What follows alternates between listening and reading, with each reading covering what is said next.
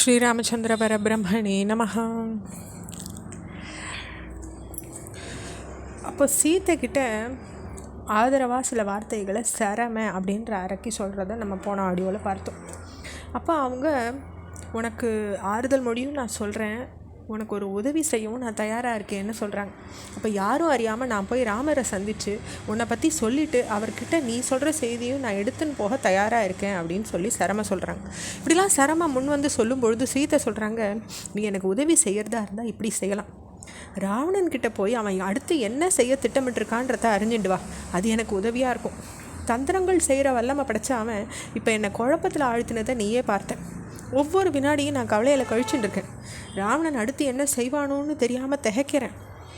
அதனால் நீ போய் அவனுடைய திட்டங்கள் என்னன்றதை தெரிஞ்சுட்டு வந்து என்கிட்ட சொன்னேன்னா எனக்கு உதவியாக இருக்கும்னு சொல்கிறாங்க சீத்தை சரமைக்கிட்ட.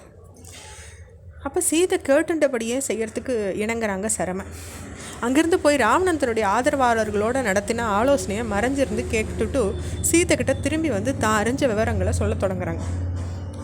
அப்போ சீத்தையை மீண்டும் ராமர்கிட்டயே ஒப்படைச்சிடுற மாதிரி ராவணனுடைய தாயார் அவனுக்கு அறிவுரை சொன்னாங்க.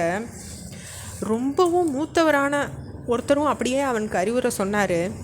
ஜனஸ்தானத்தில் கரனுக்கும் தூஷணனுக்கும் ஆயிரக்கணக்கான அரக்கர்களுக்கும் ராமரால் நேர்ந்த கதியை நினச்சிப்பார். அது ஒன்றே உன் கண்களை திறக்க போதுமானது. ஹனுமானை போல கடலை தாண்டி வந்து சீத்தையை கண்டு திரும்பி போகிற வல்லமை படைச்சவன் யார் இருக்கான்? இப்படியெல்லாம் நினச்சி பார்த்து ராவணை மரியாதையோடு அழைச்சி சீத்தையை அவங்ககிட்ட ஒப்படைச்சிடுன்னு அவள்லாம் சொன்னாங்க அப்படின்னு கேட்டுண்ட சரமை சொல்கிறாங்க. அப்போ மூத்தவாளுடைய இந்த சொல்ல ராவணன் காதில் போட்டுக்கல. அவனுடைய முடிவு நெருங்கிட்டதுனால அவனுடைய பிடிவாதம் தளர மறுக்கிறது. ராவணன் போரில் வீழ்த்தப்பட்டாதான் அவன்கிட்டேருந்து நீ தப்ப முடியும். அதனால் கவலை அடையாத, ராவணனை போரில் கண்டிப்பாக வீழ்த்தி உன்னை மீட்டுண்டு போவாருன்னுட்டு சரமை சொல்கிறாங்க. அப்படிலாம் சொன்ன சரமையை பேசின்னு இருக்கும்பொழுதே வானரப்படை எழுப்பின பேரொளி லங்கை முழுசும் ஒழிக்கிறது. ராவணனை சேர்ந்த பணியாட்களும் வீரர்களும் மனதிடத்தை இழக்க தொடங்குறாங்க. அப்படி அவளுடைய அரசன் செஞ்ச குற்றத்தின் காரணமாக நல்லது நடக்கும்ன்ற நம்பிக்கை அவளுக்கு இல்லாமல் இருந்தது. அப்போ வானரப்படை அவ்வளோ சத்தம் எழுப்பித்து. ஆலோசனை மண்டபத்தில் இருந்த ராவணனுக்கும் அது காதில் கேட்குறது. அப்போ அவன் ராமருடைய சக்தி பற்றி இங்கே சில வார்த்தைகள் பேசப்பட்டது. அப்போ நான் அவற்றை கேட்டுண்டேன். ஆனால் யுத்தத்தில் நீங்கள் எல்லாரும் காட்டக்கூடிய திறனை நான் அறிஞ்சவனாக தான் இருக்கேன். அதனால தான் எனக்கு கவலைப்பட எதுவும் இல்லைன்னு தோன்றதுன்னு தீர்மானமாக சொல்கிறார் ராவணன்.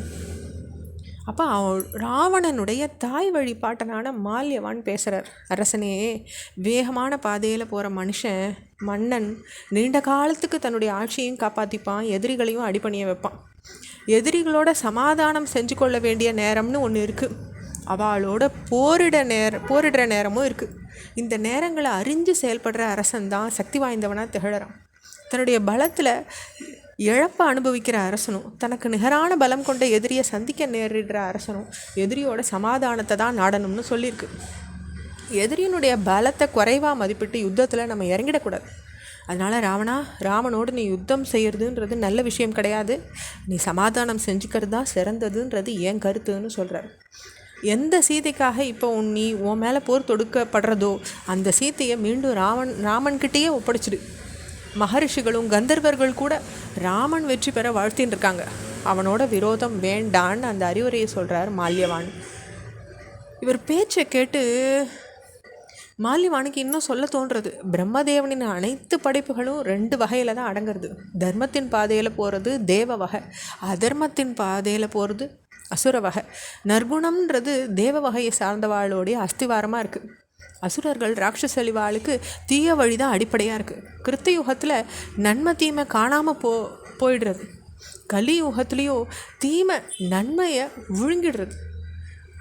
நீயோ தர்மத்தையே வழிமுறையாக கொண்ட நம்ம எதிரிகளை பகைச்சுன்னு இருக்க. இப்போ நம்ம விட பலம் மிகுந்தவாளாக அவள் இருக்கான்றத உணராமல் இருக்க.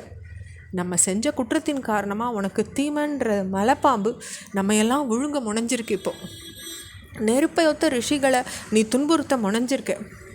அவளுடைய சக்தியோ சாதாரணமானது கிடையாது. தவத்தினால தூய்மை பெற்றவா ஆவா. வேதங்களை ஓதி தெய்வங்களை வழிபட்டு யாகங்களை நடத்தி தர்மத்தை வளர்த்தவா ஆவா அப்படின்னு மால்யவான் சொல்கிறார். அவருடைய வார்த்தைகள் மேலும் தொடர்றது. அந்த அடுத்த பகுதியில் பார்க்கலாம். ஸ்ரீராமச்சந்திர பரபிரம்மணே நமஹ.